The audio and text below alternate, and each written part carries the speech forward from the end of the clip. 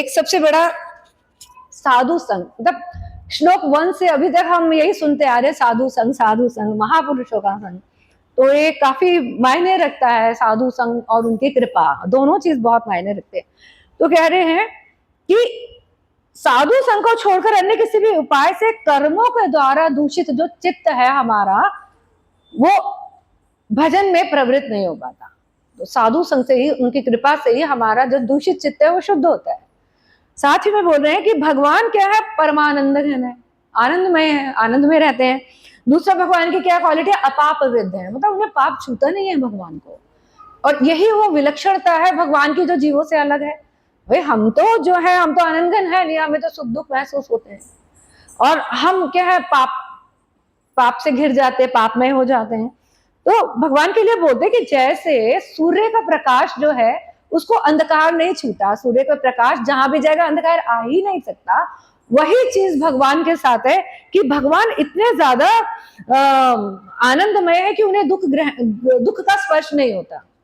कहते हैं आदित्य वर्णम तमसा परस्तात्, कि जीव को दुख का स्पर्श नहीं होता, सॉरी, भगवान को दुख का स्पर्श नहीं होता। वो करुणामय है, लेकिन अगर दुख ही महसूस नहीं होता तो वो फिर बहिर्मुख जीवों को प्रति कैसे करुणा करेंगे। जो भगवान के भक्त हैं तो भगवान उन पे स्पेशल ध्यान देते हैं, स्पेशल अटेंशन है भगवान की उनकी तरफ।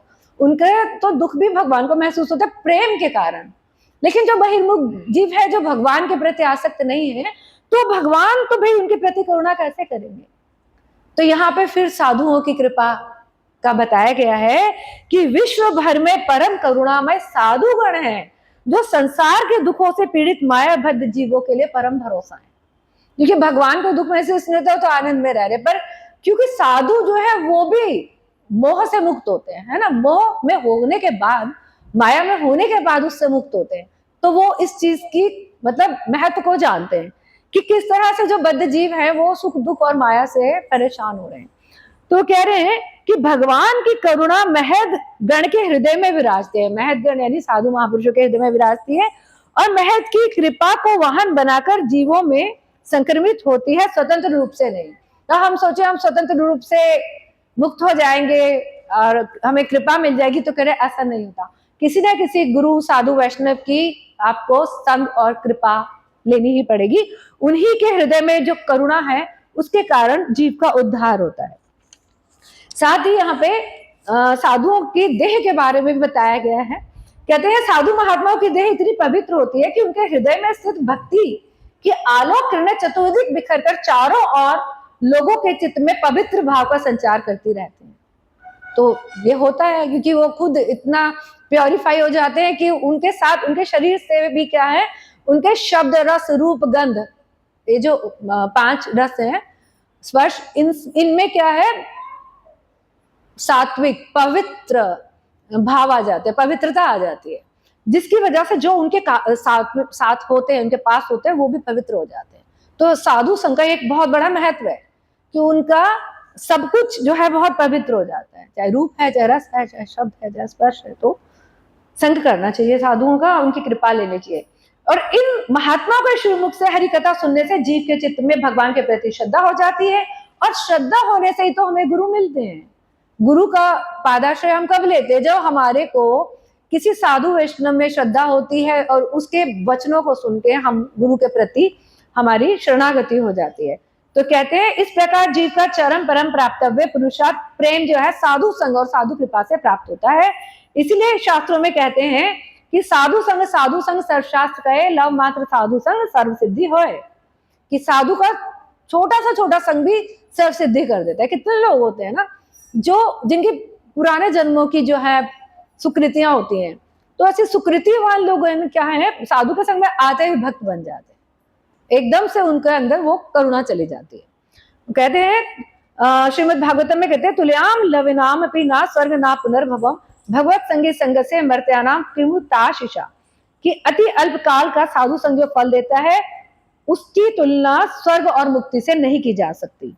आगे ठाकुर महाशय क्या कहते हैं कि कृष्ण सेवा, तो कृष्ण सेवा के लिए भी क्या है कि कृष्ण सेवा का अर्थ श्रवण कीर्तन स्मरण अर्चन, इस तरह के नवदा भक्ति के इन अंगों का पालन करके हम भगवान की सेवा कर सकते हैं साधु संग में। सजाते और सबको प्रयास करना चाहिए सजाते भक्तों के, सजाते साधुओं का संग करके हम आगे बढ़े।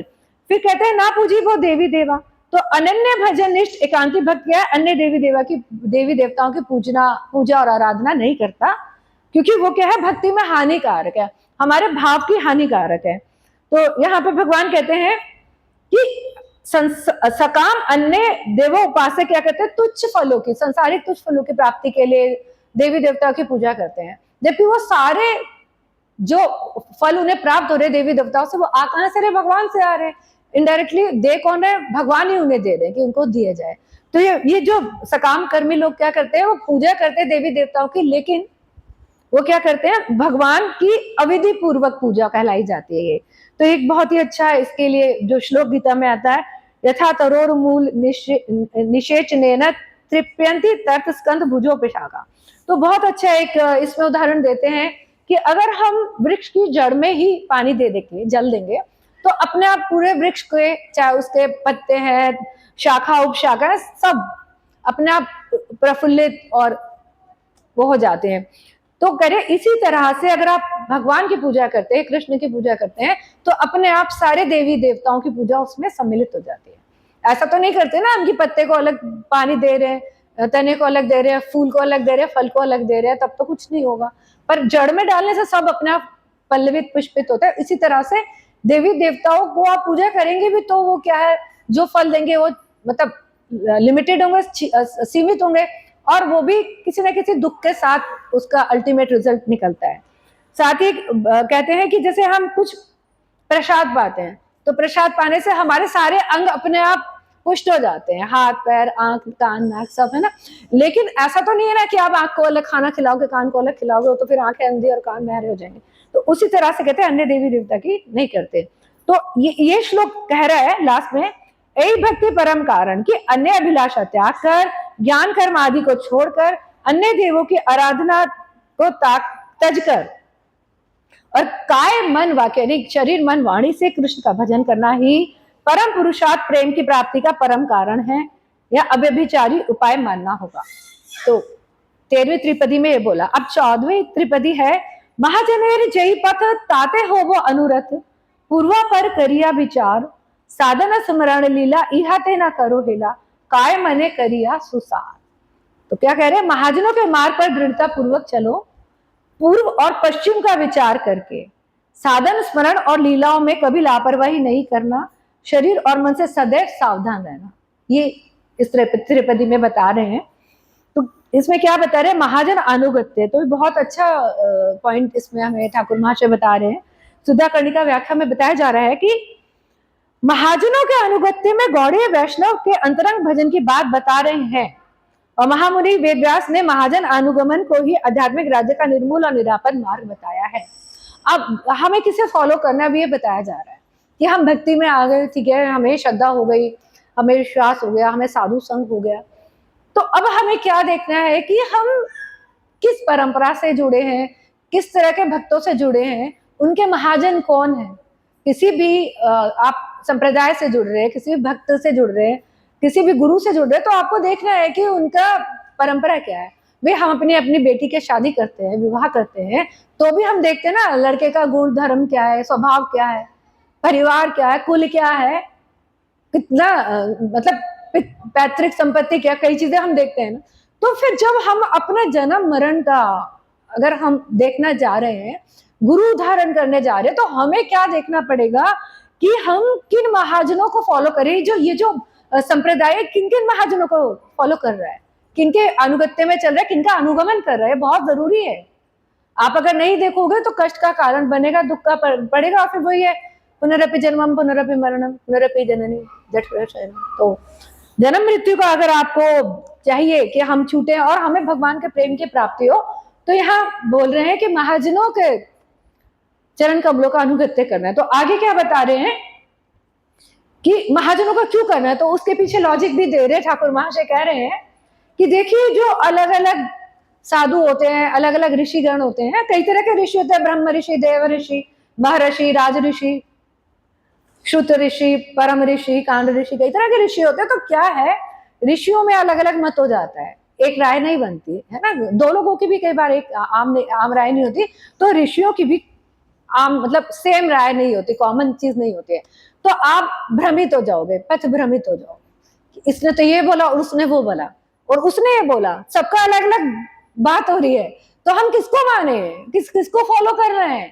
तो यहाँ क्या कह रहे हैं कि हमें महाजनों को फॉलो कर रहे हैं, जिस साधन पथ का अवलंबन कर महाजनों ने अपने अभिष्ट वस्तु को प्राप्त किया। उनकी अभिष्ट वस्तु क्या थी? कृष्ण प्रेम। उनके द्वारा प्रवर्तित वह पंथ ही अभिष्ट प्राप्ति का अभ्रांत उपाय है। तो उन्होंने जो हमें मार्ग दिखाया है अपनी साधना भक्ति से, अपने शास्त्रों के माध्यम से, अपने ग्रंथों के माध्यम से, अपने द्वारा करके जो दिखाया है, उसको हम फॉलो करेंगे तो हमें मिल जाएगा, उसी चीज को हम फॉलो करेंगे तो हमें मिल जाएगा। तो इतना हमें बताया, इसलिए ठाकुर महाशय कह रहे हैं महाजनेर जय पथ ताते हो वो अनुरक्त। तो महाजनों द्वारा आचरित और बताया गया जो पथ है उसमें अनुरक्त होगा, ये ठाकुर महाशय कह रहे हैं। तो जब वो कह रहे हैं जिनको प्रेम प्राप्ति हो चुकी है, तो हमें उनकी बात को मानना है। आगे वो कहते हैं कि अब कौन से महाजन, अब महाजन भी वो कह रहे हैं स्वसंप्रदाय, कि स्वसंप्रदाय महाजन, क्योंकि वैसे अगर 12 महाजन हम देखते हैं तो हमें पता है ब्रह्मा, शिव, नारद, मनु, कपिल, प्रहलाद, बलि, यमराज, भीष्म, जनक, सुखदेव गोस्वामी, 12 महाजन जो भागवत में शास्त्रों में बताए। तो क्या हमें किसको फॉलो करना है? तो यहाँ कह रहे हैं कि हमें स्वसंप्रदाय सजातीय जो हमारे महाजन है उनके अनुगत्य करना है। तो और फिर कैसे करना है, देखो कितनी अच्छी बात बता रहे हैं, क्योंकि हम लोग क्या है ब्रज भाव उपासना वाले भक्त हैं हम लोग। तो हमें किन महाजनों का संग करना है? महाजन का संग कह रहे दो तरह से हमें अपने मन में साधन भक्ति को करना है। कैसे? कह रहे साधक रूप में देह से हमें महाजनों का संग करना है, साधक रूप में देह से, क्योंकि साधक रूप में हम देह पर आश्रित हैं, लेकिन जब हम सिद्ध हो जाते हैं तो हमें मानसी सेवा करके महाजनों का संग करना है। तो साधक रूप में किनका संग करना है? रूप सनातन गोस्वामी ब्रजवासी है, जो हमारे षड गोस्वामी है ये ब्रजवासी है। तो हमें साधक देह से रूप गोस्वामी और सनातन गोस्वामी, जीव गोस्वामी, रघुनाथ दास गोस्वामी, रघुनाथ भट्ट गोस्वामी, गोपाल भट्ट गोस्वामी, इनका अनुगत्य करना है, ये हमारे सजाते महाजन हैं। और सिद्ध देह से हमें किसका करना है? मानसिक चिंतन किसका करना है? जब हमें स्वरूप पता चल रहा है तो किसका करना है? तब कहते हैं श्री राधा, ललिता, रूप मंजरी, लवंग मंजरी, इनका हमें सिद्ध देह से संग करना है। अब आगे कह रहे पूर्व पर करिया विचार, पूर्व और पर का ध्यान रखना है। पूर्व का क्या मतलब है? कि पूर्व में जो महाजन हुए, और पर का मतलब है जो बाद में। तो ये किससे डिसाइड हो रहा है? ये डिसाइड हो रहा है महाप्रभु के आने से पहले कौन से महाजन थे, वो पूर्व महाजन है, और महाप्रभु के आने के बाद या उनके आने पर जो महाजन हुए पर महाजन है। तो यहाँ क्या कह रहे हैं? विश्वनाथ चक्रवर्ती पाठ अपनी टीका में कहते हैं दंडकारण्यवासी मुनियो बृहद वामनोक्त श्रुतयश्च चंद्रकांति जयदेव विद्यापति चंडीराज विल मंगलादाश्च पूर्व महाजना षड गोस्वामिना पर महाजना। कह रहे हैं इस विशेष कलयुग में श्री महाप्रभु प्रभु की कृपा से गौड़ीय वैष्णवों में ब्रज की जिस सर्व मधुर रस उपासना का रस मिलता है, तो वो पूर्व महाशय कौन, महाजन कौन है? दंडकारण्य वासी जो थी, गोपियां, श्रुतियां और चंद्रकांति। तो इन्होंने क्या किया? नित्य सिद्धा गोपियों का भाव प्राप्त किया। जैसे हम सब जानते हैं कि जो दंडकारण्य मुनि थे, तो जब इन्होंने भगवान राम, सीता और सीता माता और लक्ष्मण जी के साथ जब वनों में गए, जंगलों में गए, तो जो दंडकारण्य में जब गए थे रामचंद्र भगवान, तो उनका रूप लावण्य देख के ये जो दंडकारण्य ऋषि थे, इनके मन में माधुर्य भाव आया, उनका रूप लावण्य, उनके माधुर्य देखकर। तो वो जानते थे कि तो सीता का ही पति है, तो आदर्श है। तो पर उनके मन के भाव को भगवान ने जाना, और उनको फिर अगले जन्म में जब अगले जन्म मतलब अगले युग में जब द्वापर युग में कृष्ण आए, तो उनको फिर उन्होंने गोपियों के हाथ जन्म दिया। और इस तरह से दंडकारण्य ऋषि जो हैं वो भी गोपियों जैसे भागवत बन गए, महाजन बन गए। फिर श्रुतियां, श्रुतियों का बहुत अच्छे पढ़ना चाहिए कि ब्रह्मलोकवासी श्रुतियां क्या कहते हैं। श्री कृष्ण के दर्शन करके उन्होंने प्रार्थना करी थी।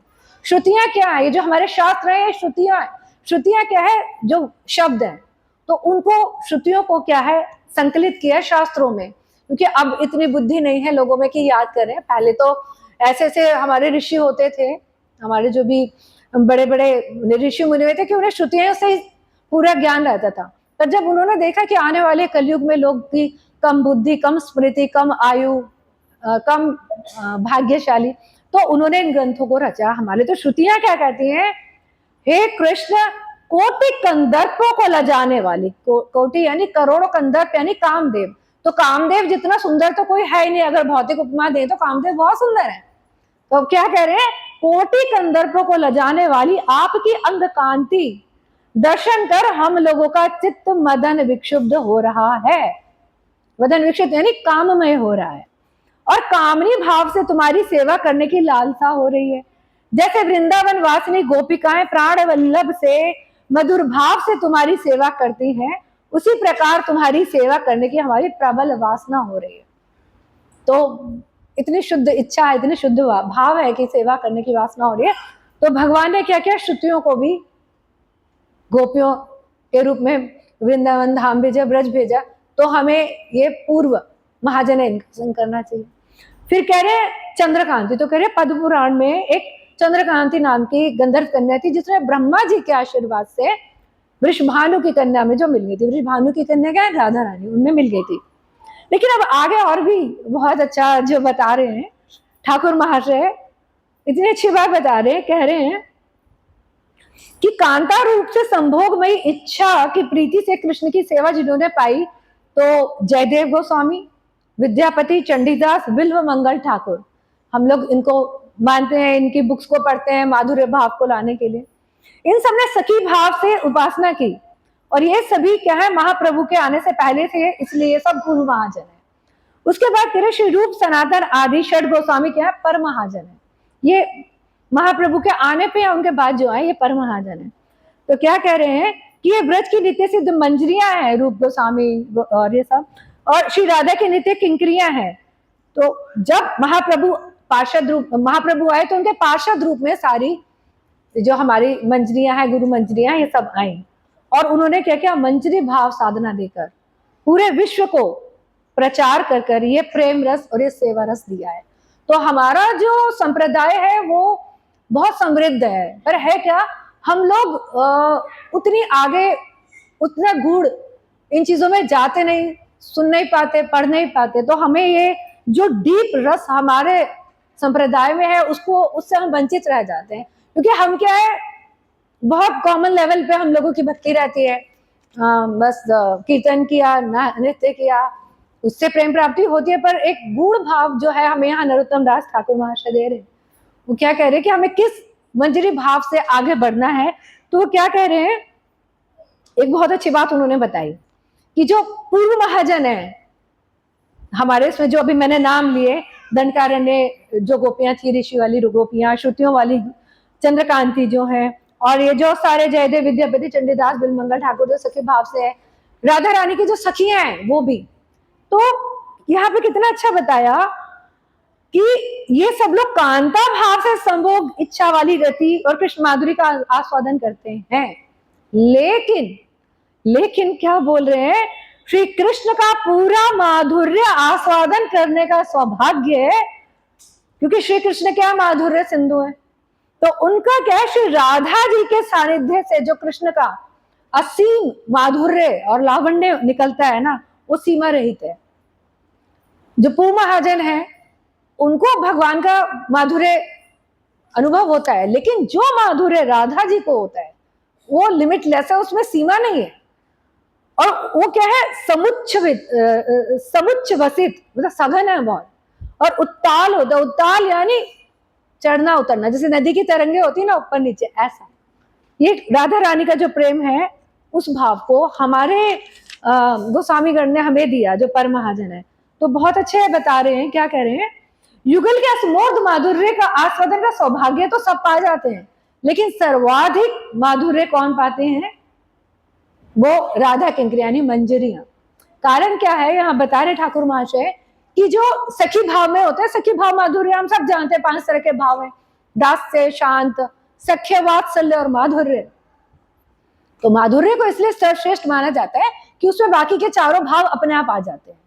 ऑटोमेटिकली आ जाते हैं। उसमें दास्य भी है, शांत भी है, सख्य भी है, वात्सल्य भी है और माधुर्य है, इसीलिए सबसे ज्यादा उसे चरम और परम मानते हैं। हालांकि हर भाव में आप भगवान से कनेक्ट होते हो, आपको आनंद आता है, हर भाव अपने आप में अहम है, लेकिन माधुर्य भाव का कोई मतलब मिसाल नहीं है। जो माधुर्य भाव में है उनका आनंद तो इतना है कि उसको हम सोच ही नहीं सकते। उसकी एक बूंद भी आ जाए तो पूरा विश्व पागल हो जाएगा। वो बूंद, एक बूंद भी मिलनी ना, वो बहुत मुश्किल है। तो वो एक बूंद कहाँ जा रही है? वो जा रही है मंजरियों में, किंकरियों में। कारण जो राधा रानी की सखियां है ना, तो वो कृष्ण के साथ मिल लेती हैं, लीलाओं में आती हैं, दोनों का मिलन कराते हैं, लेकिन उनको उतना रस नहीं मिलता जितना इन मंजरियों को और इन किंकरियों को मिलता है। क्यों? क्योंकि ये क्या है, उनके सखियों के प्रति एक संकोच भाव है, एक लज्जा का भाव है। उनके सामने राधा रानी कृष्ण से हर मुद्रा में नहीं मिल सकती हैं। लेकिन जो हमारी जो मंजरियां है, किंकरियां, ये क्या, अभिन्न प्राणा, अभिन्न देह, ये राधा रानी की ही देह है, उनके प्राण है। तो ये राधा और कृष्ण के विलास कुंज में उनके साथ जाते हैं उनकी सेवा के लिए। और राधा रानी के देह में जो प्रेम के चिन्ह होते हैं ना, वो इनके भी शरीर पे आ जाते हैं। और सबसे ज्यादा इनका क्या मतलब, सबसे ज्यादा इनका आनंद क्या है? वो आनंद जो कृष्ण को भी नहीं मिल रहा, राधा को भी नहीं मिल रहा, वो मंजिलों को क्या मिल रहा है? सबसे बड़ी बात है कि वो राधा जी को कृष्ण के संग से जो आनंद मिल रहा है और कृष्ण को राधा जी के संग से जो आनंद मिल रहा है, उन दोनों का आस्वादन मंजरियां और किंकरियां करती हैं। मतलब दोनों का आस्वादन मंजरियों को और किंकरियों को मिल रहा है। राधा रानी को जो आ रहा है मिलन से सुख, और कृष्ण को जो आ रहा है, दोनों का उनको मिल जाता है। इतना मतलब सुपीरियर और श्रेष्ठ भाव है मंजरियों का। तो हमारा जो ये ब्रज, हमारे जो ये संप्रदाय इतना श्रेष्ठ है, पर क्या हमें ये गूढ़ तत्व पता नहीं है कि किस डीप लेवल पे हमें जाना है। हमें क्या बता रहे हमारे गोस्वामी वगैरह, हमारे आचार्य हमें क्या बता रहे? तो जैसे प्रभु जी की कृपा से अब हम ये प्रेम भक्ति चंद्रिका को लिए, तो थोड़ा थोड़ा हमें वो चीज, हमें वो रस प्राप्त थोड़ा टच करेगा। आज के बाद से हम भटक नहीं पाएंगे कि वो महात्मा बहुत अच्छा प्रचार कर रहे तो हम वहां जा रहे हैं, कि वहां एक साधु हो सकता है, पर हमारी तो पूरी की पूरी परंपरा भरी हुई है, धनाढ्य संपदा है हमारी। तो आगे क्या कह रहे हैं कि यही कारण है कि महाप्रभु श्री चरणाश्रित गौड़ीय वैष्णव पूर्व महाजनों के अनुगत्य में कांता भाव की उपासना ना करके जो पर महाजन है, जो षड गोस्वामी गण है, उनकी उपासना, उनके अनुगत्य में मंजरी भाव की उपासना हमें करनी है। हमें उस लेवल तक अपने भजन को लेके जाना है, अपने साधन को लेके जाना है, उस कृपा को प्राप्त करना है। तो आगे क्या बता रहे? साधन स्मरण लीला इहते न करो हेला काय मैंने करिया सुसार, कि लीला स्मरण ही रागानुगा भक्ति का मुख्य भजनांग है। तो एक टाइम पे हमें क्या, श्रवण और कीर्तन के साथ साथ स्मरण भक्ति की तरफ आगे बढ़ना है। जो कह रहे हैं कि, और इसमें क्या कह रहे हैं कि भगवान के नाम रूप गुण लीला आदि के साथ मन का संयोग जब हो जाता है ना, तो वो स्मरण कहलाता है। स्मरण है मानसिक चिंतन, मन से जो होता है, मतलब एक स्तर आपका इतना ज्यादा हो जाता है कि आपका मानसिक स्मरण होने लगता है। और कह रहे हैं साधन काल में श्री राधा माधव के अष्टकालीन लीला के माध्यम से अपने सिद्ध स्वरूप के अभिमान से साधक सेवा चिंतन उसका चलता है। तो यहाँ पे क्या कहते हैं, साधन की चिंतनीय सेवा ही सिद्धि में प्राप्त होती है। इसको मैं समझाती हूँ क्या कहना चाह रही हूँ मैं। इसमें मैं कहना चाह रही हूँ कि स्मरण क्या है, स्मरण चित्त की शुद्धि से पहले नहीं हो सकता।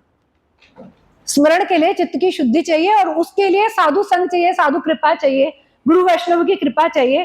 तो प्रारंभ में साधक को लगता है कि बहुत कष्ट साध्य है, बहुत दुसाध्य है, हम कैसे साधन मतलब स्मरण करेंगे। तो यहाँ पे दो चीजें बता रहे हैं कि एक तो साधक को पुरुष, अच्छा यहाँ पे ना हम स्त्रियां बहुत भाग्यशाली हैं, पुरुषों की अपेक्षा हम स्त्रियां बहुत भाग्यशाली है, क्योंकि हमारे अंदर क्या स्त्री भाव है। पुरुष क्या अपना अहंकार नहीं छोड़ पाते हैं। तो यहाँ पे बहुत मेन बात बताई है कि साधक को पुरुष भाव की चेष्टा आदि का अभिमान त्यागना होगा, तभी स्मरण कर पाएंगे, नहीं तो नहीं हो पाएगा। तो हम स्त्रियां बहुत भाग्यशाली है क्योंकि हमारे अंदर वो अभिमान नहीं है ना, पुरुष भाव का अभिमान नहीं है। तो कह रहे हैं भगवान की, एक तो आपको पुरुष भाव का अभिमान त्याग करना है और दूसरा भगवान की कृपा का आश्रय लेना है। ये दो चीजें होंगे ना, तब स्मरण अभ्यास अच्छे से होगा। ठाकुर महाशय बता रहे हैं कि कैसे स्मरण होगा। गरे समरांग भक्ति आजन भगवान की कृपा सापेक्ष है, किंतु साधक का मन संयोग भी नितांत आवश्यक है। क्योंकि जब तक आपकी इच्छा नहीं होगी, आपकी उत्कंठा नहीं होगी, आपका प्रयास नहीं होगा, तो भगवान कैसे कृपा करेंगे? आप प्रयास करेंगे स्मरण का तो होगा।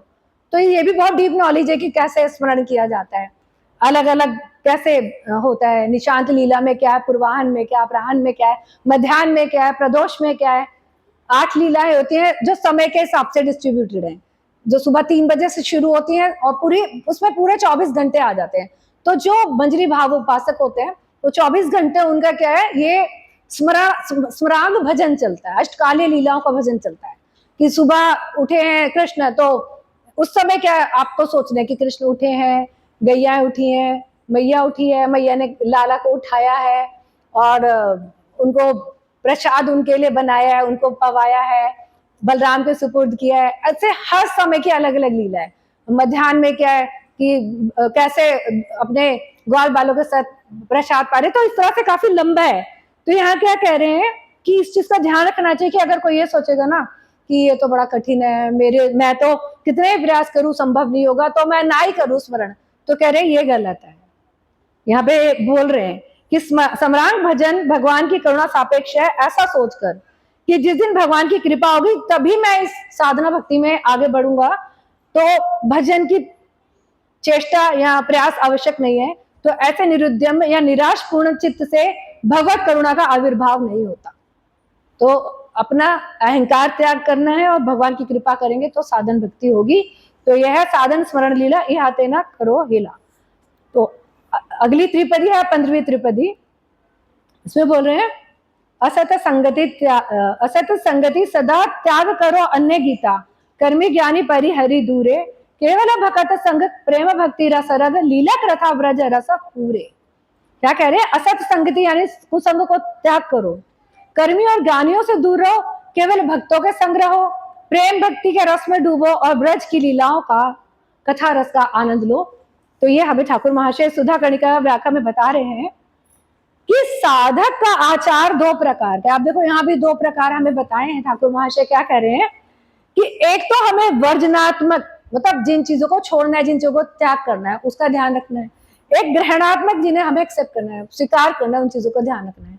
ये 2 चीजों का हमें ध्यान रखना ही होगा। तो जैसा हम बता रहे हैं कि अनुकूल से संकल्प प्रतिकूल है विवर्जन, कि अनुकूल को हमें अपनाना है, जो कृष्ण भक्ति और प्रेम के अनुकूल है उन्हें हम एक्सेप्ट करते जाना है, और जो प्रतिकूल है उन्हें छोड़ते जाना है। यहाँ फिर क्या बोल रहे हैं?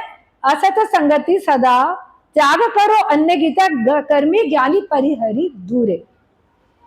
2 असत्संग क्या है? असत्संग में कह रहे हैं एक तो असाधु का संग और दूसरा असत्संग में आता है स्त्री संग। 2 संग को बहुत हानिकारक बताया जा रहा है। तो कह रहे हैं यहाँ पे ठाकुर महाशय कह रहे हैं जैसे सत्संग के प्रभाव से जीव की परम उन्नति हो जाती है, ऐसे ही कुसंग के प्रभाव से अवनति यानी पतन भी हो जाता है।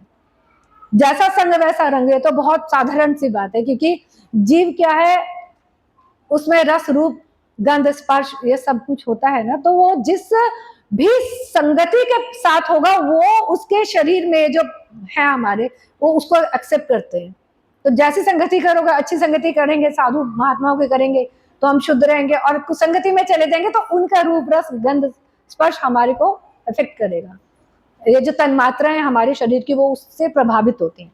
तो क्या कह रहे हैं कि इसलिए जैसे इसमें मतलब एग्जाम्पल दे रहे हैं कि अगर कोई रोग से मुक्त हुआ अभी अभी, तो हम साधक के भव सागर के रोग से मुक्त हुए अभी साधु संघ की कृपा से, गुरु वैष्णव की कृपा से हम अभी थोड़ा थोड़ा मुक्त हुए हैं। तो क्या कह रहे हैं कि वो कैसा है कि हमें जरा से भी कुसंगति वापस पतन की तरफ ले जा सकते हैं।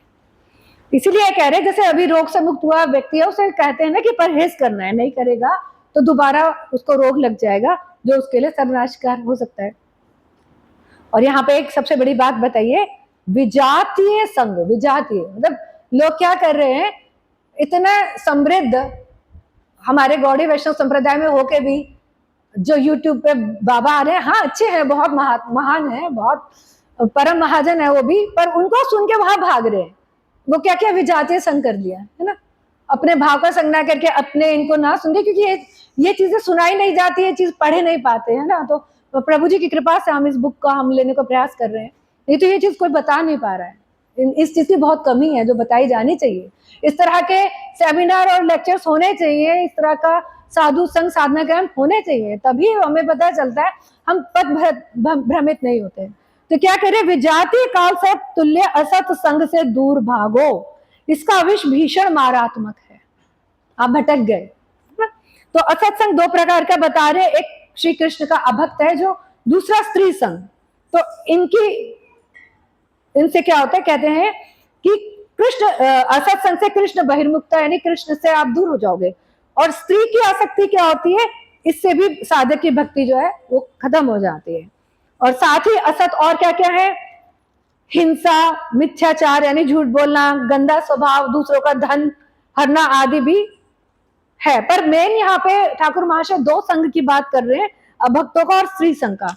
तो यहाँ पे एक बहुत अच्छी बात जो बताई है वो क्या करें कि बड़े सौभाग्य के फलस्वरूप साधु गुरु की कृपा से भगवत भजन उन्मुख साधक श्री हरि चरणों में श्रद्धा प्राप्त होती है। तो यहाँ पर श्रद्धा की बात आ गई। देखो कह रहे श्रद्धावान जन है भक्ति अधिकारी। तो जो कृष्ण बहुमुख होते हैं, जो अभक्त होते हैं, उनसे क्या होता है, श्रद्धा का नाश होता है। आपने जो श्रद्धा गुरु साधु और शास्त्र में विकसित करी है ना, वो आपकी सारी श्रद्धा अभक्त संघ से या विजातीय संघ से चली जाती है, वो श्रद्धा खत्म हो जाती है।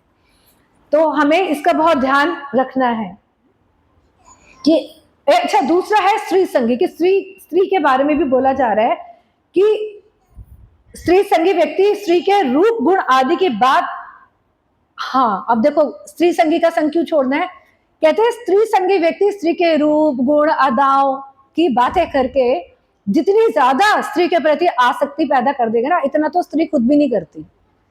आप किसी से सुन रहे हैं श्रवण ना, श्रवण का हमेशा महत्व है। तो श्रवण अगर आप किसी ऐसे व्यक्ति के साथ हो स्त्री के रूप गुण की महिमा कर रहा है, तो आप स्त्री से आकृष्ट हो जाओगे, तो उससे बचना है। जैसे भगवान के प्रति आसक्ति भक्त को सुन के होती है ना, साधु वैष्णव को सुन के आप भक्त से आसक्ति करते हो, वही यहाँ बताया जा रहा है। तो यहाँ क्या कह रहे हैं कि श्रद्धावान भजनी साधक के लिए स्त्री का संपर्क मात्र कितना वर्जनीय है, ये भागवतम से पता चलता है। तो ये बहुत अच्छा बताया कि देव निर्मिता माया रूपी स्त्री, भगवान की बनाई हुई माया रूपी स्त्री शुश्रूषादि यानी सेवा के छल से, अगर कोई स्त्री सेवा के छल से भी किसी साधु पुरुष के निकट जाती है, तो क्या कह रहे हैं, आत्मवान व्यक्ति उससे घास से ढके कुएं की तरह अपने मृत्यु के रूप में देखे। मतलब ऐसा कुआं जिसको घास से ढक रखा है, अब आप तो घास समझ के आपने पांव रखा और आप कुएं में गए। तो साथ ही देखिए यहाँ पे श्री विश्वनाथ चक्रवर्ती पाठ भी कह रहे हैं, हमारे ठाकुर महाशय हैं या हमारे आचार्य हैं विश्वनाथ चक्रवर्ती पाठ, ये सब क्या कह रहे हैं, स्त्री देव निर्मिता माया विशेष है, इस माया कवल से उद्धार पाना कठिन है। तो पुरुष को विरक्त निष्काम मानकर भी, मतलब कोई साधु पुरुष है, कोई वैष्णव है, वो निष्काम है, उसके अंदर कामनाएं नहीं है, ऐसा मानकर भी अपनी निष्कामता दिखा के कि मैं भी निष्काम हूं, मैं भी अच्छी साध्वी हूं, भक्त हूं, कोई स्त्री शुश्रूषा सेवा शुश्रूषा से भी अगर किसी साधु के पास जा रही है, किसी वैष्णव के पास जा रही है, तो स्त्री क्या है, पुरुष के निकट आती है तो उसे अपना सर्वनाश समझ करने वाली समझो, कि वो क्या है, घास से ढके कुएं के समान है। तो पहले स्त्री चाहे भक्तिमती है, चाहे ज्ञानवती है, चाहे वैराग्यवती है, तो चाहे किसी उन्माद में है, चाहे अचेतन है, चाहे मृत है, तो उसका सानिध्य से दूर हो। अगर आप भक्ति में आगे बढ़ना चाह रहे हैं, आप साधु हैं, वैष्णव हैं, आप भक्त हैं, तो इस चीज का ध्यान रखना पड़ेगा। ये मैं नहीं, ये हमारे शास्त्र बोल रहे हैं, हमारे नरोत्तम दास ठाकुर और विश्वनाथ ठाकुर बात कर रहे हैं। तो यहाँ क्या कह रहे हैं, साधक को श्री कृष्ण के लीला गुणगान को छोड़कर संसारिक गीत गायन आदि में आसक्ति को त्यागना होगा। तो संसारिक रूप रस शब्द के प्रति आकृष्ट होकर भजन विघ्न होगा, जैसे मैंने भी बताया है। संसारिक रूप रस के साथ अगर हमारे रूप और रस की समानता हो गई तो गड़बड़ हो जाएगा। इसीलिए क्या कह रहे हैं कि परम आनंद तत्व को लेकर लक्ष्य भ्रष्ट होते ही बाहर का जड़ राज्य का जो क्षुद्र आनंद है, वो जड़ीय रूप रस में हमारी आसक्ति हो जाएगी, और फिर होगा पुनः जन्म मरण के कबल में पड़ना पड़ेगा। इसीलिए यहाँ बताया जा रहा है कि जड़िया विषयासक्ति को हृदय में ना लाओ, कर्मी ज्ञानी स्वर्ग अपवर्ग के साधकों का संग छोड़ो। इसीलिए कहा गया कर्मी ज्ञानी परिहरि दूरे, कर्मी ज्ञानी आदि विजातीय लोगों के संग में साधक के कर्म ज्ञान आदि का भी जो है नाश हो जाता है, तो भजन क्रिया हमारी समाप्त हो जाती है। और बाद में अब बता रहे हैं कि व्रज रस निष्ठ साधकों के, अभी तो हमने क्या वर्जनात्मक चीज तो सुना कि हमारे ठाकुर महाशय क्या बता रहे हैं कि ये चीजों को छोड़ना है, जिसमें मेन बताया विजातीय भक्तों का संग, अभक्तों का संग और स्त्री का संग बहुत हानिकारक है, चाहे सेवा के भाव से भी आ रही हो। अब यहाँ बता रहे ग्रहणात्मक, जिसे ग्रहण करना है, तो क्या ग्रहण करना है? ब्रज रस निष्ठ साधकों को उनका संग हमें ग्रहण करना है। क्यों? क्योंकि प्रेम भक्ति केवल भक्त संग प्रेम भक्ति रस रंग लीला तथा ब्रज रस पूरे, कि भक्त के संग ही आपको प्रेम भक्ति रस रंग और लीला कथा, कौन सी लीला कथा? जो ब्रज रस से परिपूर्ण है, वो आप सुन सकते हो। और खास क्या है? सजातीय शय स्निग्ध साधु संग सोतरे। होता क्या? देखो, जैसे हम क्यों मना करते हैं सजातीय भाव, तो भाव क्या है? भाव और रस आमतौर पे सेम ही होता है लोगों का। जैसे संप्रदाय के हिसाब से श्री संप्रदाय में चलो तो ऐश्वर्य भाव है, विष्णु और श्री लक्ष्मी का ऐश्वर्य भाव है। कहीं दास्य सख्य भाव है ना, जैसे वो कौन सा है उसमें, कुमार संप्रदाय किसमें, जिसमें लड्डू गोपाल को करते हैं, तो उसमें दास्य भाव है, कहीं सख्य भाव है, कहीं वात्सल्य भाव ज्यादा है ना। तो हमारा क्या? हमारा मधुर भाव है। हम लोगों को पहले ही समझना चाहिए, हम जो ब्रह्म गौड़ीय वैष्णव लोग हैं, हमारा मधुर भाव है, इसे समझ के चलना है हमें। ये सबसे पहले दिन बताना चाहिए कि हमारा मधुर भाव है। तो बाकी जो भाव वाले हैं वो हमारा भाव है ही नहीं, वो विजाती हैं। तो सजाती है क्या? जो मधुर रस की बात कर रहे हैं वो हमारा ब्रज साधकों का भाव है, तो हमें उनका संग करना है। तो कह रहे हैं अपने भाव रस वाले साधु का संग करो, तब आपकी उन्नति होगी रस में। ऐसा नहीं कि भाई ये यहाँ पे मतलब दास भाव में हो रही है ना, राम जी के पास जाओगे तो दास भाव में हो जाएगी, और विष्णु जी के पास जाओगे तो वो ऐश्वर्य भाव में हो जाएगी, वो भी दास भाव ही आ गया। इस तरह से तो हमें देखना है, यहाँ बिल्कुल लड्डू गोपाल के उसमें जाओगे तो वो वात्सल्य में आ गए। तो यहाँ क्या आगे क्या बता रहे हैं कि भक्ति धर्म में अपने से श्रेष्ठ भजन निष्ठ, अपने से श्रेष्ठ जो है, और जो दयालुता आदि गुणों से स्वभाव से स्निग्ध है, स्वभाव से ही स्निग्ध है, जो मक्खन की तरह स्नेहशील है, ऐसे साधु का संग करना चाहिए। अब भाई मधुर हमने बोल तो दिया हमारा मधुर भाव है, तो अब मधुर भाव के लिए आप किस भक्त का संग कर रहे हो ये भी तो देखोगे। अब हमारे संप्रदाय में सब भक्त हैं, पर मधुर भाव विकसित नहीं हो पाया। क्यों नहीं हुआ? कि अभी जो हमारा मन है, जो हमारा हृदय है ना, वो मक्खन जैसा स्निग्ध हुआ ही नहीं है। तो कैसे स्निग्ध होगा? आपको उस वैष्णव का, उस भक्त का संग करोगे तब होगा। अभिमान को छोड़ोगे तभी तो भक्त मक्खन जैसा मन स्निग्ध होगा ना। जब तक अभिमान है आप कैसे, मतलब महाप्रभु कह रहे तृणादपि सुनिते, हम सुन रहे हैं पर हम उसे मान नहीं रहे। हम पुरुष भाव नहीं छोड़े, स्त्रियों में भी पुरुष भाव होता है, ऐसा नहीं है पुरुषों में ही होता है। तो मधुर भाव तभी आएगा, महाप्रभु ने बोल दिया है, शिक्षाष्टकम में बोल दिया है, तृणादपि सुनिते तरोरपि सहिष्णुना अमानि न मानदेन कीर्तनिया सदा हरि। तो ये सिर्फ लिखा नहीं है, इसे जब तक अमल नहीं करेंगे ना तब तक माधुर्य भाव आपको मिलेगा नहीं। महाप्रभु बता रहे हैं, नरोत्तम दास ठाकुर महाशय बता रहे हैं, ये श्री विश्वनाथ चक्रवर्ती ठाकुर महाशय बता रहे हैं, क्या कह रहे हैं कि सजातीय शय, तो अपने सदाशय महत के संग में भक्ति रस का आस्वादन ही हमें सजातीय बनाता है। और लास्ट में क्या कह रहे हैं कि महाभागवत वैष्णव के दर्शन, अच्छा ये भी बहुत अच्छी बात बताई है कि महाभागवत वैष्णव के दर्शन, स्पर्श, संभाषण, उनके वचन, उनकी बात सुनकर, और भगवत लीला में उनके मुंह से भगवान की लीला सुनकर साधक के चित्त में शीघ्र ही रति का उदय होता है और भक्ति रस का आस्वादन होता है। मतलब आप हर एक को नहीं सुनना चाहिए, इसलिए बोला। आप किसको सुन रहे हो? जिसको आप सुन रहे हो ना वैसा भाव आ जाएगा। इस चीज को सुनने में बहुत ध्यान रखना है। हम लोग क्या अब इसको सुन रहे हैं, अब इसको सुन रहे हैं, अब इसको सुन रहे हैं, ले के लेक्चर सुने जा रहे हैं और हम कह रहे हैं हम भक्ति कर रहे हैं। हम ये नहीं सोच रहे हमारा रस और भाव बदल रहा है। तो प्रयास क्या करना चाहिए? स्निग्ध, कोमल हृदय वाला, जिसके अंदर अभिमान नहीं है ना, जो तृणादपि सुनिचेन है। तृणादपि सुनिचेन का मतलब ये नहीं कि मूर्ख, बुद्धि तो होनी चाहिए, विवेक तो होना चाहिए, है ना। तो हमें ये देखना है, क्योंकि उनका दर्शन से आपके अंदर भाव आएगा माधुर्य, उनके स्पर्श से आपके अंदर माधुर्य भाव आएगा, उनके बातों से आपके अंदर माधुर्य भाव आएगा। तो इस चीज का हमें ध्यान रखना पड़ेगा। तो इसलिए कह रहे हैं लास्ट में, लीला कथा व्रज रसपुर है। बहुत अच्छा, कि रस पूर्ण इस ब्रजपुर में लीला के परम उद्दीपन क्षेत्र श्री वृंदावन धाम में। अच्छा, ये भी एक बात है, लीला का आप वैसे लीला सुन रहे हो उसका अलग है, धाम में सुन रहे हो उसकी अलग बात है। तो धाम में रहकर वैसे ही महक के, यानी सजाते महक के साथ श्री राधा माधव की लीला कथा रस का आस्वादन का अगर सौभाग्य प्राप्त होता है, तो कह रहे ऐसी प्रेम वैचित्री रसास्वादन जो है आपको सहज सुलभ हो जाएगा। इसलिए बोला है महाशय ने, व्रज रस पूर्ण लीला कथा सजाती है शय महज सांग के साथ आस्वादन करो, यह उपदेश दिया गया। तो इस चीज का हमें बहुत ध्यान देना है। अगली त्रिपदी में बता रहे हैं 16वीं में, योगी न्यासी कर्मी ज्ञानी अन्य देव पूजक ध्यानी, इह लोके दूरे पर हरि, धर्म कर्म शुक दुख शोक जेब थाके अन्य जोग, छाड़ी भजो गिरवर धारी। कि अब और क्या चीज कह रहे हैं यहाँ पे हमारे ठाकुर महाशय, योगी सन्यासी कर्मी ज्ञानी देवताओं के पूजक और ध्यानी, इन सबको दूर से छोड़ दो, दूर से प्रणाम कर दो, सम्मान सबको करो पर दूर से प्रणाम कर दो। क्या अभी तन्मात्राओं का क्या बताया, रूप रस गंध स्पर्श अटैक कर लेगा। तो क्या कह रहे हैं कि अन्य योगों को त्याग कर गिरवरधारी कृष्ण की भक्ति करो। बहुत ध्यान रखना है।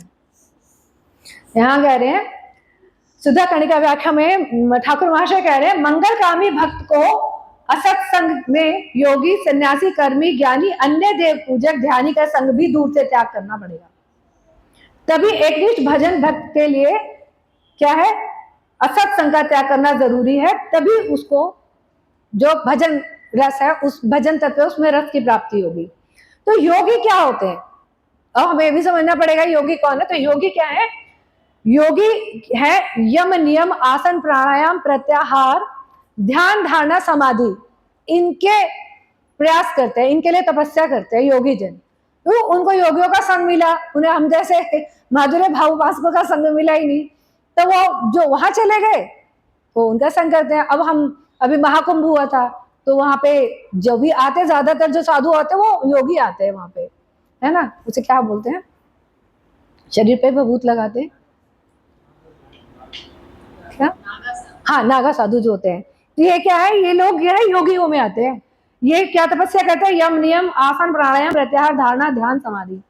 तो ये लोग क्या करते हैं, ये प्रयास करते हैं हम ऐसी समाधि लगाएं कि परमात्मा के दर्शन हमारे हृदय में हो जाए, मतलब भगवान हमारे हृदय में प्रकट हो जाए, इनका ये प्रयास रहता है। तो हमारे तो ये भाव ही नहीं है कि हमें भगवान को हृदय में प्रकट करना है, हमें तो भगवान की सेवा करनी है भाई। हृदय में रख के तो शांत भक्ति हो गई ना, तो दास्य भक्ति भी नहीं हुई, तो शांत रस हो गया। तो हम तो ये भक्ति नहीं करेंगे, हमारा तो रस इतना परम उन्नत उज्जवल रस ना।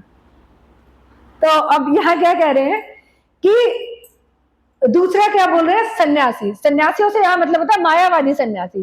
तो मायावादी फिलॉसफी क्या कहती है, वो कहती है सब कुछ तो ब्रह्म है, सब कुछ तो माया है, सॉरी, वो कहते हैं सब कुछ माया है, भगवान भी माया है, भगवान का शरीर भी माया है, भगवान का धाम भी माया है, भगवान के भक्त भी माया है।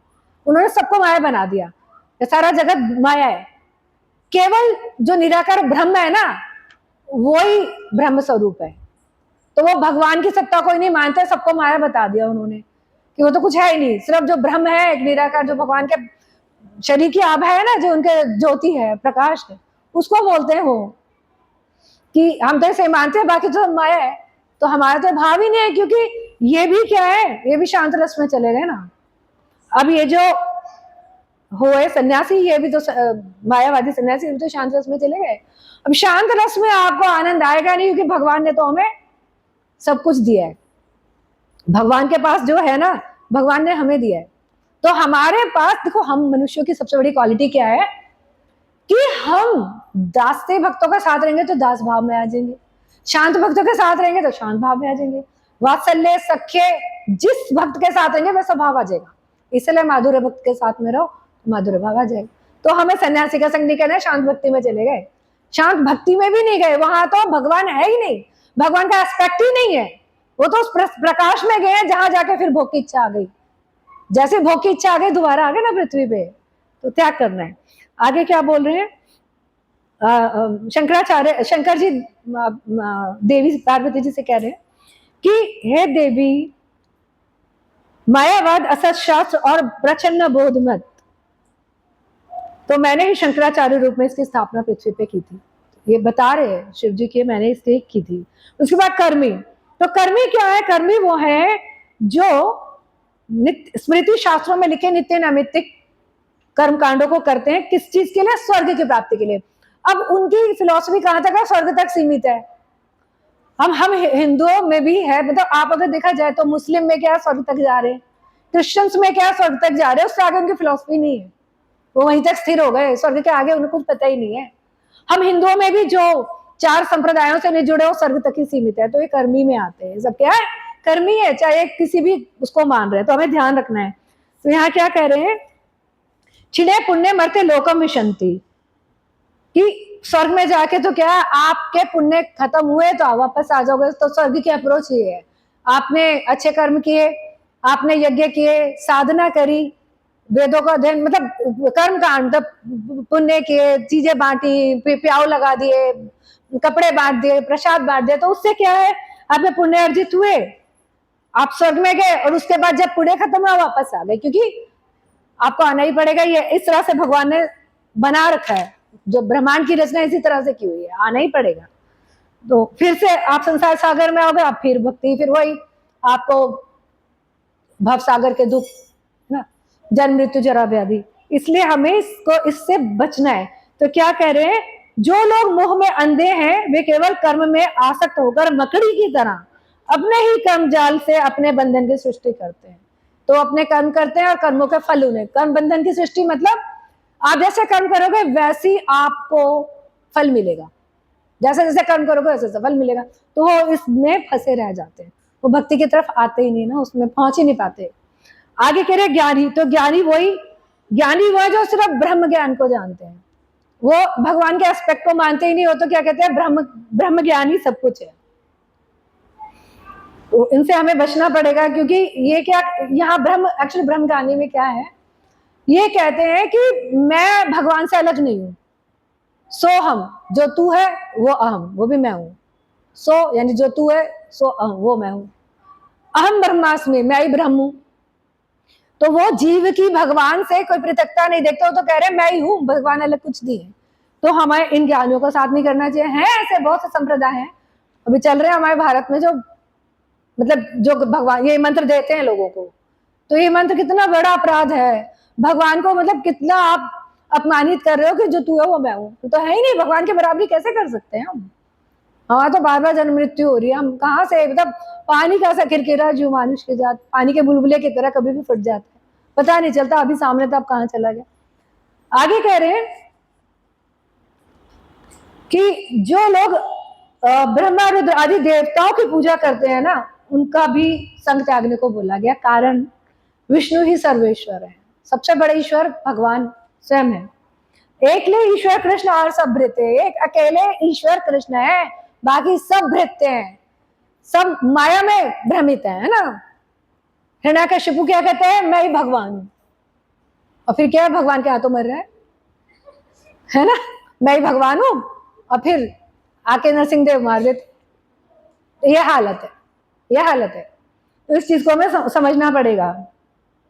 जो श्री नारायण को ब्रह्म रुद्र आदि देवताओं के समान मानते हैं निश्चय ही पाखंडी है, हिरण्याकश्यपु की तरह, रावण की तरह पाखंडी है ना। फिर आगे कह रहे हैं ब्रह्मा महादेव आदि की परम वैष्णव बुद्धि से, परम वैष्णव मानकर श्री हरि का सर्वेश्वर बुद्धि की उपासना करनी चाहिए।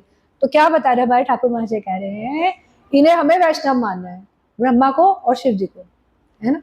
वैष्णवा नाम परम शंभो, इन्हें हम वैष्णव मान के इनको प्रणाम करना है। और उपासना किसकी करनी है?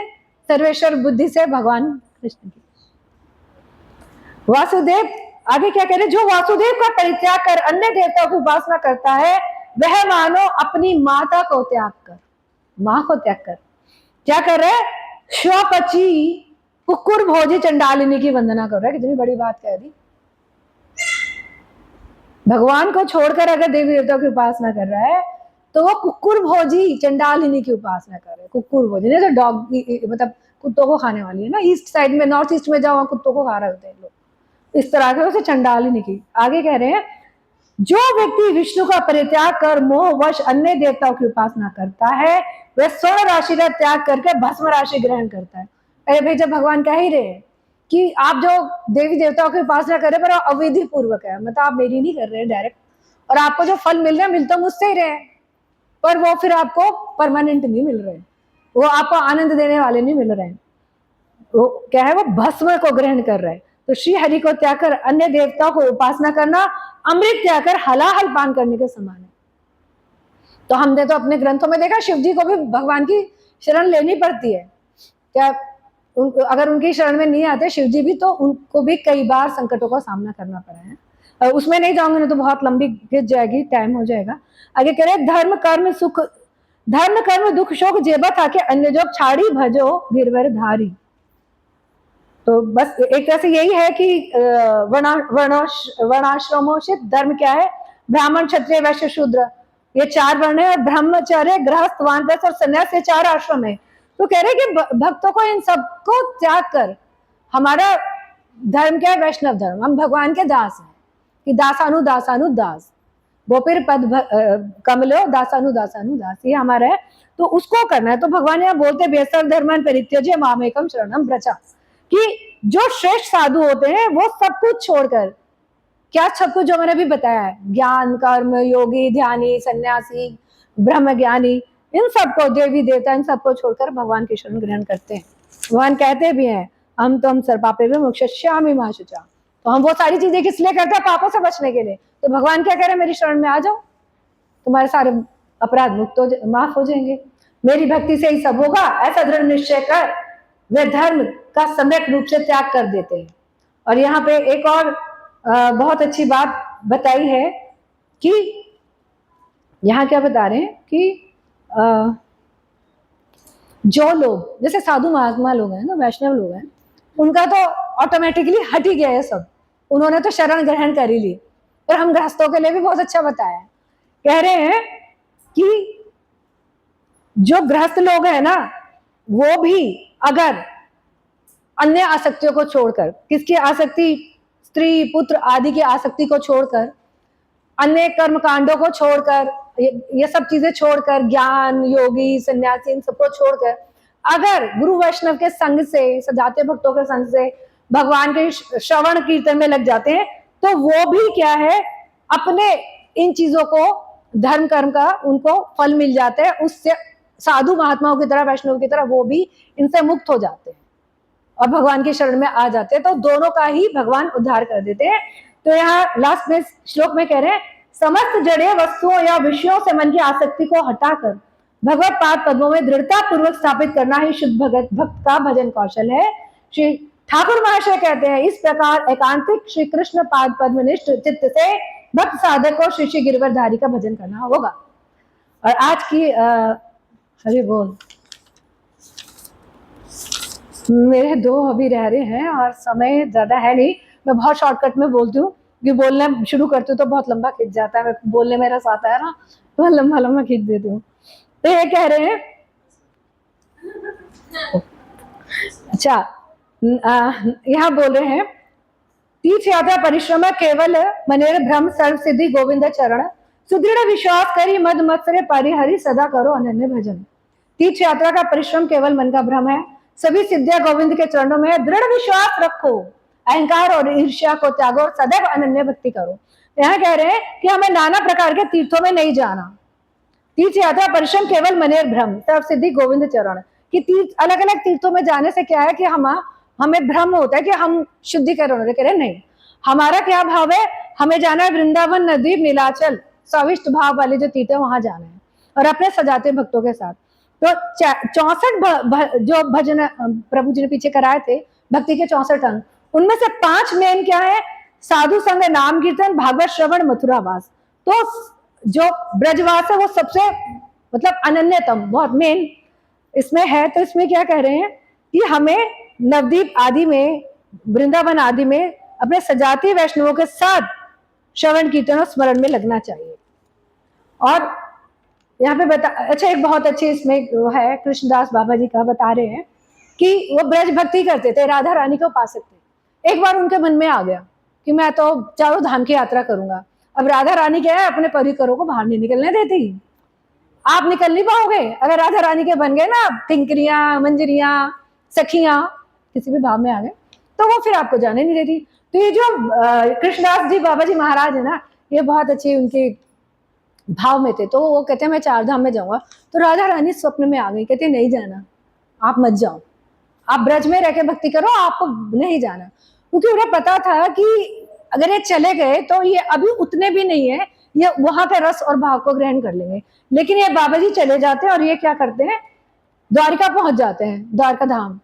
और सजाते वैष्णव के संग गए नहीं है, वहां गए, वहां क्या है, तप्त मुद्रा किसे कहते हैं, टैटू। हम लोग टैटू कराते हैं ना बॉडी में, तो वो क्या करते हैं, शंख चक्र गदा पद्म ऐसे टैटू करा लेते हैं अपने देह में।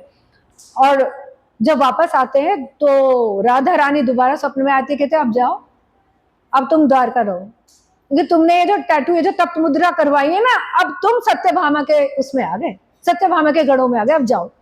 अब तो ये कृष्णदास जी बाबा को इतना दुख हुआ, अब तो ये मतलब सीरियसली ले लिया, इतना सीरियसली ले लिया, इतना सीरियसली ले लिया। और अब सबसे मांग रहे हैं कि कुछ उपाय बताओ, राधा रानी की कृपा हो। जब सब कह रहे हैं, बड़े बड़े महाजन लोग कह रहे हैं, अब हम क्या कर सकते हैं, अगर राधा रानी ने कह दिया यहाँ से जाओ, हम तो कुछ नहीं कर सकते राधा रानी के आगे के आगे।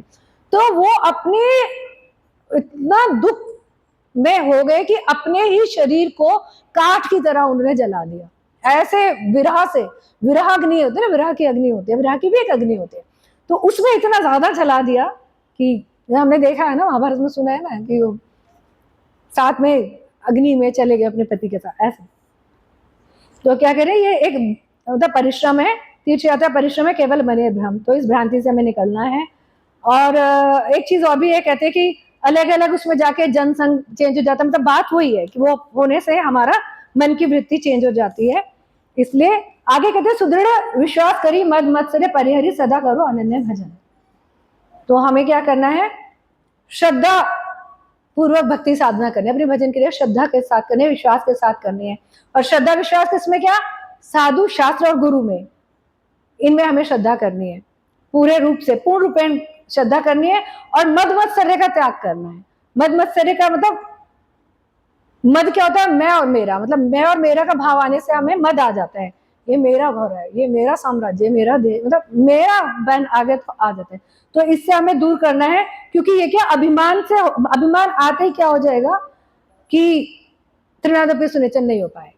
तो यहाँ क्या कह रहे हैं, हमें ये सोचना है कि प्रकृति क्रियामाणी गुणे कर्माणी सर्वशः अहंकार विमूढ़ात्मा करता हमिति स्मन्य थे, कि जो अहंकार मूर्ख लोग हैं वो सोचते हैं मैंने किया है, ये मेरे सत्ता है, तो इसका त्याग करना होगा। और मत्सर्य, मत्सर्य का बहुत अच्छा है, निर्मत्सराणाम सताम, कि ये भागवतम का पहला ही श्लोक है, मतलब पहले कैंटो के पहले अध्याय का दूसरा श्लोक है। तो निर्मत्सर जो होते हैं ना, वही क्या है, भगवान के भजन के अधिकारी होते हैं, प्रेम के अधिकारी होते हैं। तो ईर्ष्या नहीं करनी, ईर्ष्या छोड़ दोगे ना, तभी आपको वो कृष्ण प्रेम, मंजरी भाव, माधुर्य भाव मिल जाएगा। तो श्रेष्ठ, और इसमें बताया बेमात्सर्य परायण लोग कैसे थे, जिनके अंदर ईर्ष्या होती है, वो क्या होते हैं, श्रेष्ठ व्यक्ति के गुणों में दोष निकालते हैं, कमियां निकालते हैं, बराबर वाले से कंपटीशन करेंगे, स्पर्धा करेंगे, छोटे से घृणा करेंगे, है ना। और जो निर्मत्सर है, जिसके मन में मत्सर्य है ही नहीं, ईर्ष्या है ही नहीं, उसके मन में क्या होता है, वो अपने से श्रेष्ठ के प्रति श्रद्धा, श्रद्धा कि इसका जो गुण है वो काश मुझ में भी आ जाए, कृपा हो जाए। समान वाले से प्रीति करेगा, समान है जो स्तर पे, और जो छोटा है उसके प्रति स्नेह और कृपा रखेगा कि इसको कैसे, मतलब इस पे कैसे कृपा हो, इसका कैसे कल्याण हो। तो ये वो लोग होते हैं जो निर्मत्सर होते हैं। तो इसलिए हमें बचना चाहिए। कह रहे हैं मत्सर्य नामक चंडाल और प्रतिष्ठा रूपी पिशाची, प्रतिष्ठा की भावना से बचना पड़ेगा, क्योंकि प्रतिष्ठा की भावना भी पिशाची का नाम है, प्रतिष्ठा से भी आपका पतन होता है। तो इनके गर्भ से क्या होता है, हिंसा और असूया ईर्ष्या जन्म लेते हैं। तो लास्ट में क्या कह रहे हैं, सदा करो अनन्य भजन। अनन्य भक्ति से अव्यभिचारी भक्ति समझना होगा। तो कह रहे हैं अनन्य भक्त भजन का अर्थ है यह लोक और परलोक की समस्त कामनाओं को त्याग कर कृष्ण के सुख के लिए भजन करना। तो श्री विश्वनाथ चक्रवर्ती पाद लास्ट में कह रहे हैं इस श्लोक के, जो मेरे अतिरिक्त अन्य देवता का भजन नहीं करते, मेरी भक्ति के अतिरिक्त कर्म ज्ञान आदि का अनुष्ठान नहीं करते, मेरी सेवा कामना के अतिरिक्त, जिनके हृदय में अन्य कामना राज्य आदि की कामना का स्थान नहीं है, वे ही अनन्य भजन हैं, भजन करने वाले हैं, वे यथार्थ साधु हैं। तो ठाकुर महाशय कह रहे हैं, ऋषि के गोविंद सेवा ना पूजिबो देवी देवा, यही थे अनन्य भक्ति कथा। और लास्ट श्लोक आज का बहुत इंपॉर्टेंट है, इसके मेन पॉइंट्स बताऊंगी मैं, बस प्रयास करती हूँ। कृष्ण भक्त अंग हेरी, कृष्ण भक्त संग करी, श्रद्धान्वित श्रवण कीर्तन, अर्चन स्मरण ध्यान, नव भक्ति महाज्ञान, यही भक्ति परम कारण। तो यहाँ बोल रहे हैं कि अभी जो मैंने बताया वही इसमें रिपीट हो रहा है कि कृष्ण भक्तों के साथ उनके श्री अंग का दर्शन के प्रभाव से सामान्य व्यक्ति में भी श्रद्धा के क्रम से रुचि उत्पन्न हो जाती है ना।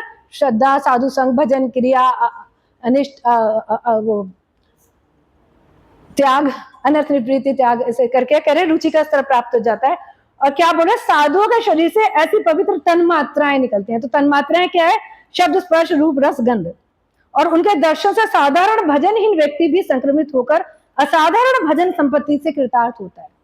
इसलिए साधुओं का दर्शन करना चाहिए, गुरु का, वैष्णव का दर्शन करना चाहिए। देखते ही वो चीज एकदम से आ जाती है। ये मतलब ये बहुत बड़ी साइंटिफिक चीज बताइए, शब्द रस, शब्द रूप, ये जो तन्मात्रा के आगे बोल रहे हैं कि उनके दर्शन और स्पर्श और उनके भाषण से क्या है, सेवा किए बिना भी आपके अंदर उनका संग करके श्रद्धा विकसित होती है, और फिर उनके वचनों को सुनकर गुरु की प्राप्ति होती है, और उनके श्रीमुख से निकली हरि कथा सुनकर भगवत कथा में रुचि उत्पन्न होती है। और महत के मुख से सुनने से क्या है, एकदम से रति की प्राप्ति होती है। तो भगवान कपिल देव अपनी माता देवहूति से कह रहे हैं, हे माता, साधुओं के संग में अगर मेरा पराक्रम बताने वाली हृत कर्ण रसायन कथा, हृत यानी हृदय, कान को रस रूपी जो कथाएं होती हैं वो सुनने को मिलती हैं, उससे आसक्ति पूर्वक सुना जाए तो शीघ्र श्रद्धा, रति और प्रेम का आविर्भाव होता है। तो आप अगर किसी को सुनो ना, प्रभु जी कहते हैं ना नोट्स, तो नोट्स बनाने का मतलब क्या है? श्रद्धा। श्रद्धा कब आएगी? जब आप लिखोगे ना तब मन जाएगा, मन और बुद्धि जाएगी तो आपको श्रद्धा होगी। तो यहाँ क्या कर रहे हैं कि उनसे तब हृत कर्ण रसायन, मतलब आपके कान में, हृदय में वो रसायन रूपी कथा जाएगी। और यह प्रेम भक्ति ही जीव का चरम प्राप्त हुआ परम पुरुषार्थ है, जो साधु संग और कृपा से मिलता है। तो यहाँ पृथु महाराज भी कह रहे, हे भगवान, हम लोग परम तत्व आपको भूल गए हैं। महज जन के मुख से निकला आपके पाद पद्मों का लेश मात माधुर्य वह सौरभ, आपकी लीला कथामृत हमारे हृदय में श्री चरण कमलों की स्मृति ले आने में समर्थ है। इसीलिए महज जन के मुंह से निकली लीला कथा परम साध्य और साधन दोनों है, साध्य भी है और साधन भी है। तो इसका हमें ध्यान रखना चाहिए। और साथ ही एक और बहुत मेन बात कही जा रही है, जो हम कहते हैं ना ब्रह्म वाक्य, यानी भगवान के बारे में जो वाक्य है उसको हम अपने मन, इंद्रिय, आंखों से नहीं ग्रहण कर सकते। भगवत संबंधी ज्ञान क्या है? गुरु की आपको, गुरु वैष्णवों की आपको शरणागति आश्रय लेना पड़ेगा। आप अगर सोचो हमें कहीं नहीं जाना, मैं तो पढ़ के समझ लूंगा, तो हमारी जो बुद्धि है क्या? माया से घिरी है। मन क्या है? माइक है। तो माइक बुद्धि जो है वो आपको सात्विक नहीं बना सकती। जैसे अभी पीछे बताया था, ऋषियों के अलग अलग मत है। इसीलिए हमें क्या, महाजनों का अनुगत्य में सब सीखना है, आस्तिकवान महापुरुषों के में। तो बस थोड़ा सा रह गया, इसमें क्या करें, आस्तिक महापुरुष के संग और कृपा के अतिरिक्त अन्य कोई उपाय भगवान को, ब्रह्म को जानने का नहीं है। और भागवतम में क्या कहा जाता है? उपदेक्षन्ति ते ज्ञानम ज्ञानिनः तत्त्वदर्शिनः, कि हे अर्जुन, ज्ञानी अर्थात शास्त्रज्ञ, तत्वदर्शी, अनुभव संपन्न महापुरुष के साथ से ही आप उपदेश को प्राप्त कर सकते हैं। और अनर्थ निवृत्ति या भक्ति की प्राप्ति की कोई संभावना नहीं होती। जब तक सत्संग द्वारा तत्वति महापुरुष की कृपा नहीं मिलती, तब तक अनर्थ निवृत्ति नहीं होती। भी बहुत बड़ी बात है। हम पढ़कर या किसी को, मतलब अगर एक बार को सुन के कुछ भी तरह से एक बार को भजन क्रिया कर भी लेना, अनर्थ निवृत्ति कह रहे तभी होती है जब साधु संग हो, जब महाजनों का संग हो। ये बहुत बड़ी बात कही है। इसलिए भक्त संग करना है, साधु संग करना है, मिलना चाहिए, है ना। लास्ट में कह रहे हैं, अर्चन स्मरण ध्यान नव भक्ति महाज्ञान, यही भक्ति परम कारण। तो यहाँ श्रवण कीर्तन अर्चन स्मरण आदि की बात कही गई है। और स्मरण परिपक्व होता है ध्यान आने पर। तो एक तरह से नवदा भक्ति की बात कही गई है। जिसका हमें ध्यान रखना है कि भागवत शास्त्र नवविधि भक्ति धर्म सदा करीबो सुसेवन। तो हमारे खत्म करते हुए अपनी सारे त्रिपदियों को मेरा खत्म हो रहा है।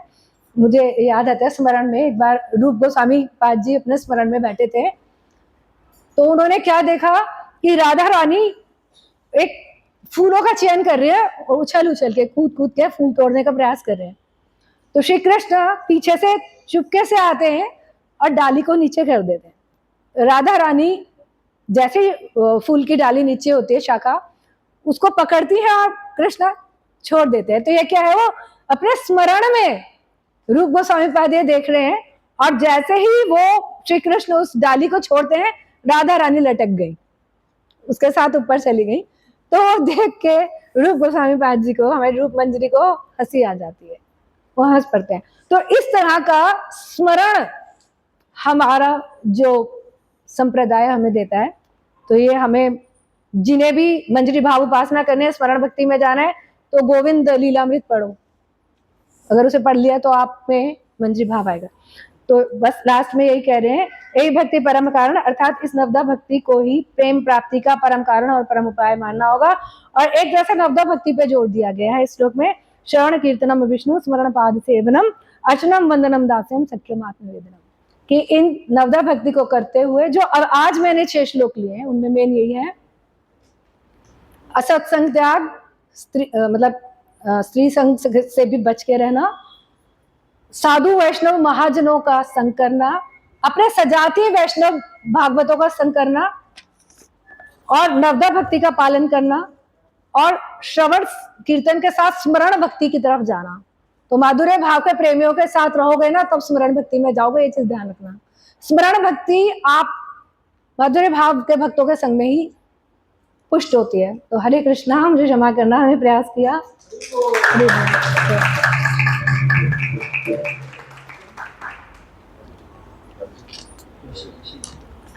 हरि बोल। कैसे क्या बोलूं, मीठा बोलूं या सच्चा बोलूं? तो टाइम पे आया करो आप लोग। आप लोग पर टाइम क्या था, कितने बजे क्लास शुरू होनी थी? सो डिवोटीज लेट